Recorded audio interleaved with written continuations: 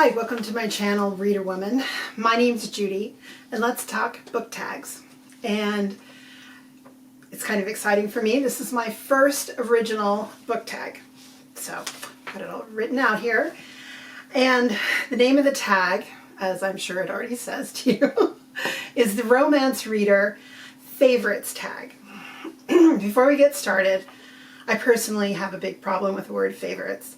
If somebody comes at me with their favorite book, their favorite movie, or whatever, I tend to retreat. So why I'm using it, I'm not exactly sure. It just started that way, and I just wanted to say, for me, when I'm using the word favorite, I'm talking about the flavor of the month. What's happening right now, not my long-term reading world or anything like that. I'm just talking about what I think at this moment. And I'm going to call them favorites because it's an easy word. So number one, and obviously because it's the Romance Reader favorites tag, it's going to be about romance. So what is your favorite romance genre? My number one is Regency romance.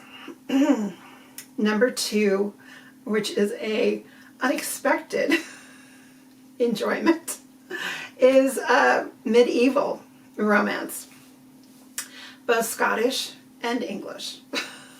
I know, totally odd, but I've become, you know, and those are my two favorite genres, I'd say.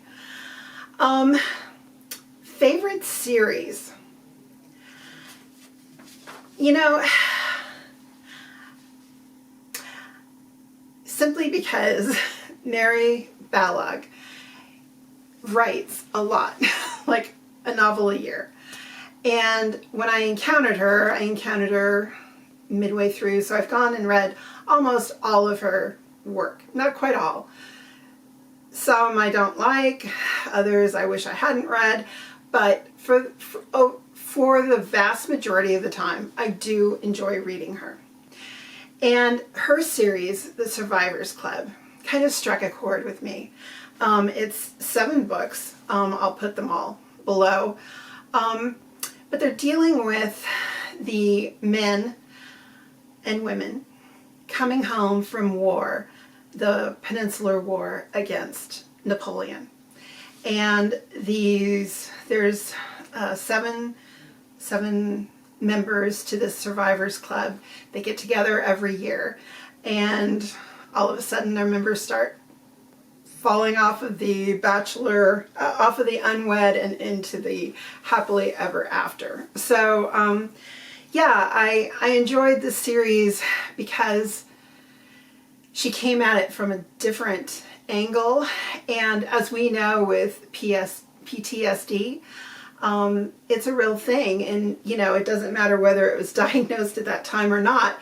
It was there, and men and women were having to deal with it. So that at the moment is my favorite series. Number 3, favorite author, no brainer. In the genre, it has to be Georgette Heyer. Yep, that's it. Because I am limiting myself. You don't have to limit yourself, but I am limiting myself to modern, and I say anything from, you know, 1930s to today for the past approximately 100 years that I've read authors from the time period. So I'm not going back to Jane Austen. I just, that's not what this tag's about. But if you want to choose to do it that way, more power to you. Number 4, favorite heroine. And this may be because I just reread it recently. On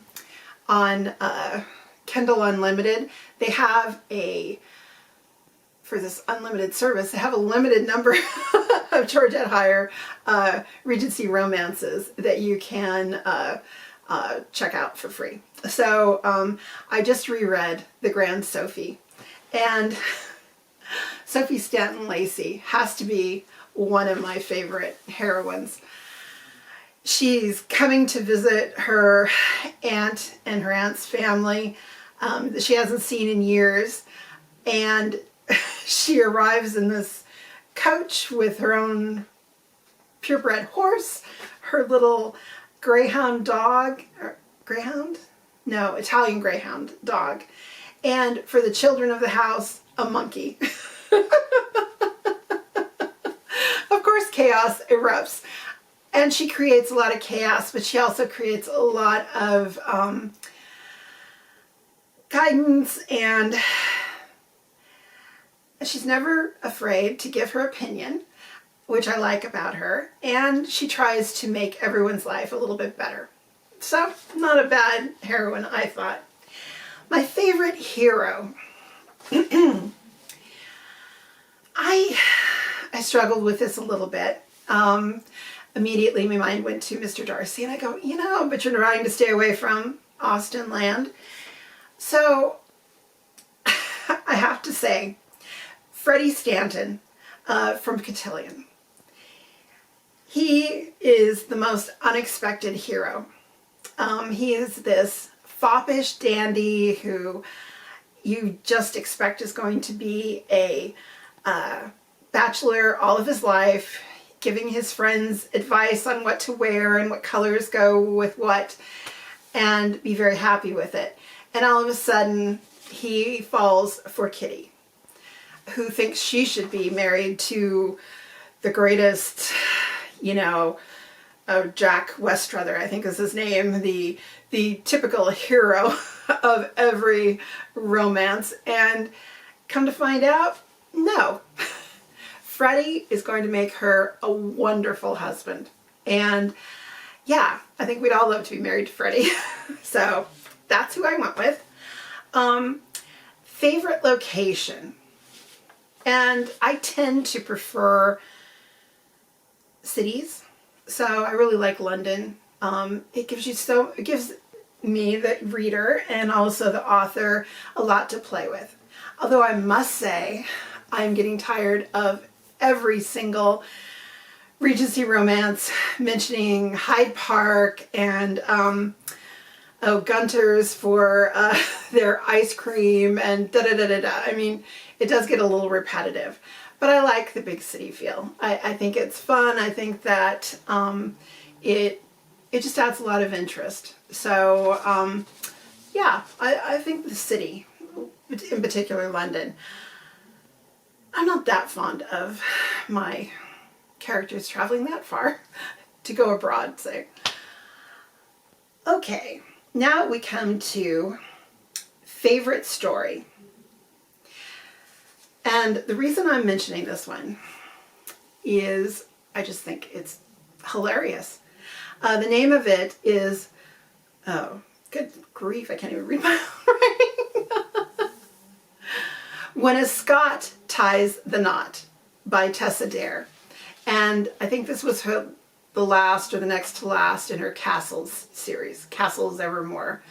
And this was about a young woman who was extremely shy, and she decided that instead of trying to make her debut to London society, she was going to create a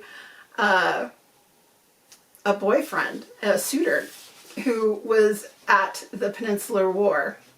And so for, I don't know, 2 or 3 years, it's been a while since I read it, but it still makes me laugh. So for 2 or 3 years or more, she's writing letters to this captain who captured her heart. And her family accepts it and says, okay, you can just stay home and do what you love to do. I think her passion was drawing. And she was quite happy. And then she ended up inheriting a castle in Scotland. And she and her aunt headed up there and were living a very nice, quiet, very satisfying life.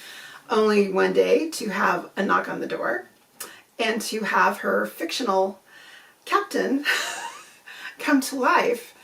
This gentleman had received her letters.